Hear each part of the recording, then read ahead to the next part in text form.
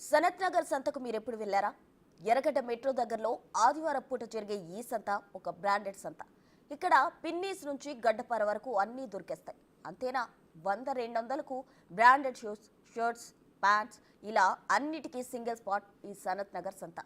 ఏ షోరూమ్కి వెళ్ళినా దొరకనన్ని చెప్పులు, బట్టలు, ఇంకా ఇతరత్రా వస్తువులు ఇక్కడ దొరికేస్తాయి. 10,000 షూ కూడా ఇక్కడ 100 రూపాయలకు దొరికేస్తాయంటే ఇది ఎలా సాధ్యం అనుకునేవారు చాలా మంది. అయితే ఈ స్టోరీ చూసారంటే మీకు ఆ డౌట్కి ఒక క్లారిటీ వచ్చేస్తుంది.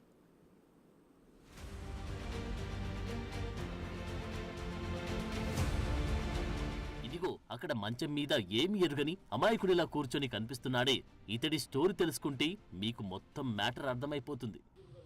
నిన్న రామంతపూర్లో పెట్టిన వీడియోలు మన ఇళ్లలో జొరబడి నైట్ పూట చెప్పులు ఎత్తుకుపోతున్నటువంటి దొంగను నేను పట్టించింది నేను. అయితే వాడు చేసిన ఇల్లు 1-2 కాదు, రామంతపూరు పలు ఏరియాలో, పలు కాలనీలలో ఒక 200 నుంచి 300 ఇళ్లలో గత 2 నెలల సంది చేస్తున్నాడు. ఎవరు బయటికి రాలేదు. నిన్న నేను వీడియో పెట్టేసరికి అందరూ వచ్చారు. చాలామంది ముందుకు వచ్చి ఫారెస్ట్ చేసిన కంప్లైంట్ ఇచ్చినండి. నాకన్నా ముందే ఒక 20-25 మంది ఇచ్చారంట. అయితే వాడు ఎడకెళ్ళకి నిన్న దొరికాడు. దొరికినందుకు అతన్ని అరెస్టు చేయించాము. అయితే వాడు ఇక్కడికి వెళ్ళి తీసుకెళ్ళి ఆ మెటీరియల్ మొత్తం ఎక్కడ అమ్మేస్తున్నాడు అంటే ఎర్రగడ్డలు అమ్మేస్తున్నాడు, ఎర్రగడ్డలో లేబర్కి అమ్మేస్తున్నాడు, బీఆర్ఓలకు అమ్మేస్తున్నాడు 100 రూపాయలకు 200కు.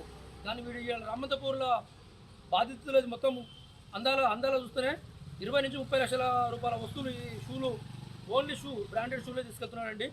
వాడు మళ్ళీ వచ్చినోడు మళ్ళీ వేరే ఏం ముట్టుకుంటాడు. ఓన్లీ వాడు షూలు, కొన్ని బట్టలు తీసుకొని వెళ్ళిపోతున్నాడు అంతేనండి. కాబట్టి మీరు అందరూ అప్రమత్తంగా ఉండి ఇప్పటికైనా మీరు సీసీ కెమెరాలు అందరూ ఏర్పాటు చేసుకోవాలని మనస్ఫూర్తిగా కోరుకుంటున్నాను.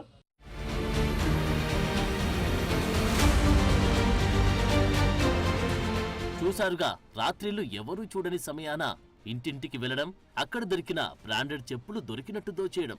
ఈ సీసీ ఫుటేజ్ని చూస్తే మీకిట్టే విషయం అర్థమైపోతుంది.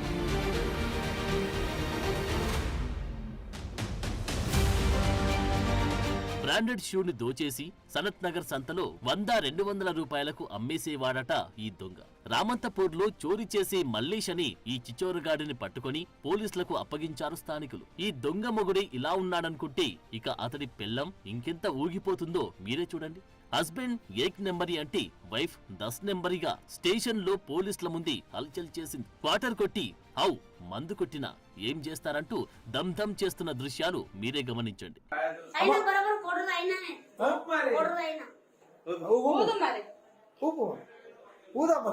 ఇప్పుడు వాళ్ళు నీ పైన అలిగేషన్ చేస్తున్నారు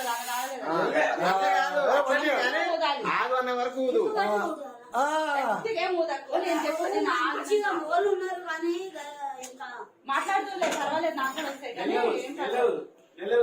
అట్లా కాదు.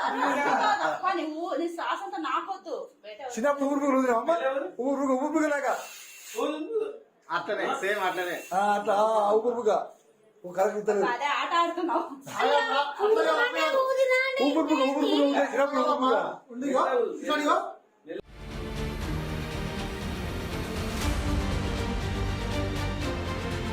ఇందులో మెయిన్ ట్విస్ట్ ఏంటంటే ఇతడు తన ఇంట్లోని మంచం కింద దాచిన చెప్పులన్నీ బయటపడేసి ఎవరి చెప్పులు వాళ్ళు తీసుకోండని పోలీసులంటే వాళ్ళవే కాకుండా తమకు నచ్చిన చెప్పులు కూడా పట్టుకెళ్లారు పబ్లిక్. దీంతో దొంగ ఎవరో అర్థం కాక బుర్ర గోక్కుంటున్నారట పోలీసులు.